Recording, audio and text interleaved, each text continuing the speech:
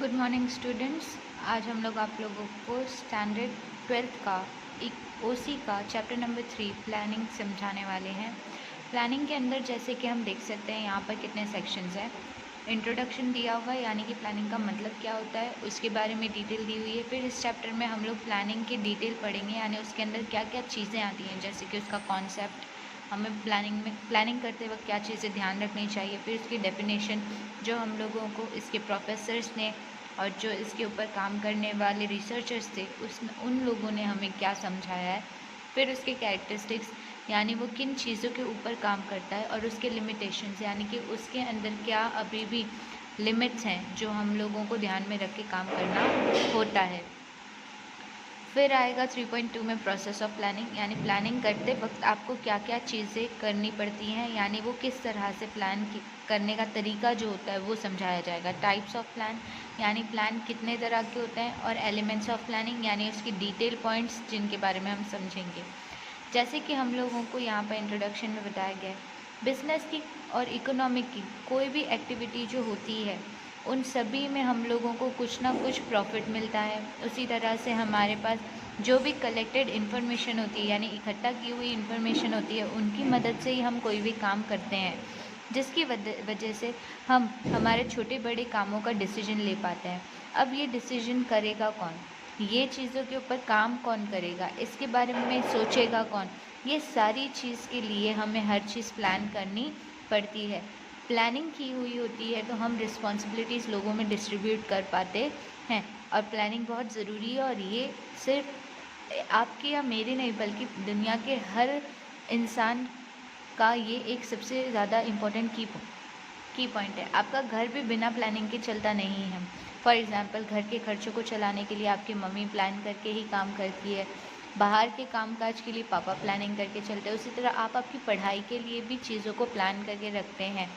उसी तरह से कोई भी फील्ड हो, चाहे लड़ाई की बैटल फील्ड हो, प्लेग्राउंड यानी खेल का मैदान हो, बिजनेस हो यानी कोई व्यापार चलाना हो, पॉलिटिक्स यानी कोई राजनीति चलानी हो, रिलीजियस इंस्टीट्यूट यानी कि कोई धार्मिक संस्था चलानी हो, सोशल इंस्टीट्यूट यानी कोई सामाजिक संस्था चलानी है, हर चीज़ के लिए आपको प्लान करना ज़रूरी है।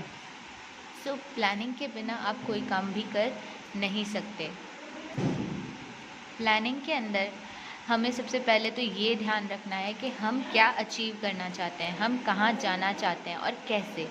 उसमें हमारे अलग अलग तरह के ऑप्शंस हम पहले कंसिडर करते हैं कि अगर हम लोग जैसे कि प्लान ए, प्लान बी, हम 2 से 3 प्लान बना के चलते हैं, जिनकी मदद से फिर हम उनमें से सिलेक्ट करते हैं कि हमारे लिए सबसे ज़्यादा यूज़फुल प्लान कौन सा होगा। फिर बात करते हैं उसके कॉन्सेप्ट की। कोई भी प्लानिंग जो होता है उसमें सबसे पहले तो आप हर चीज़ की जानकारी इकट्ठा करते हैं, फिर उसके ऊपर से आप आपका काम शुरू करते हैं कि आपको किस तरह से आपकी एक्टिविटीज़ पूरी करनी है। अब बिज़नेस जो होता है उसको एक एडवांस प्लान माना जाता है, यानी कि उसके लिए आपको पहले से ही तैयारी रखनी पड़ती है। आप डायरेक्टली अपना बिज़नेस स्टार्ट नहीं कर सकते।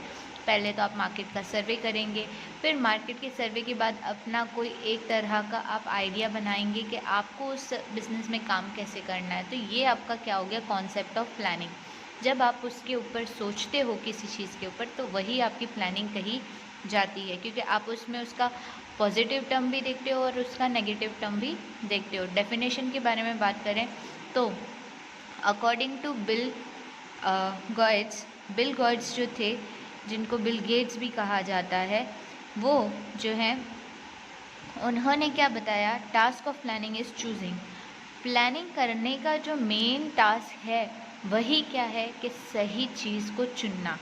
अगर मुझे 2 ऑप्शन दिया जा रहा है, मैं उन 2 ऑप्शंस में से अगर करेक्ट ऑप्शन नहीं चुनती तो शायद नुकसान आएगा, लेकिन अगर मैं राइट ऑप्शन चुनूँ तो वो मेरे लिए क्या होगा, हेल्पफुल होगा और उसमें मैं अपना फ़ायदा कमा पाऊँगी। उसी तरह according to George R Terry के हिसाब से क्या है, कोई भी फंक्शन जो कि प्लानिंग के लिए होता है उसमें मीन्स यानी कि किसी ना किसी चीज़ की ज़रूरत होती है। फिर साथ ही साथ अजम्पशन फॉर रिज़ल्ट, यानी कि जो रिज़ल्ट आएंगे उनके लिए भी आपको मेंटली प्रिपेयर रहना है कि प्लस भी आ सकता है और माइनस भी आ सकता है। फिर पॉलिसी बनानी पड़ती है कि आपका काम किस तरह आपको करना है या करवाना है। फिर उसके अलग अलग स्टेज और मेथड बनाने पड़ते हैं, यानी कि छोटे तबके से बड़े तबके तक की आपको एक सीरीज़ बनानी पड़ती है। फॉर एग्ज़ाम्पल एक स्कूल चलाने के लिए जैसे एक प्यून से लेके एक प्रिंसिपल से ट्रस्टी तक हर इंसान की कुछ ड्यूटी है और हर एक का एक अलग स्टेज या फिर अलग लेवल बनाया गया है। सो प्लानिंग जो है वो एक दिमाग का काम है, और अगर दिमाग सही तरह से आपका आइडिया वर्क करने में हेल्प कर दे तो ये आपके गोल को अचीव करने में हेल्प करता है।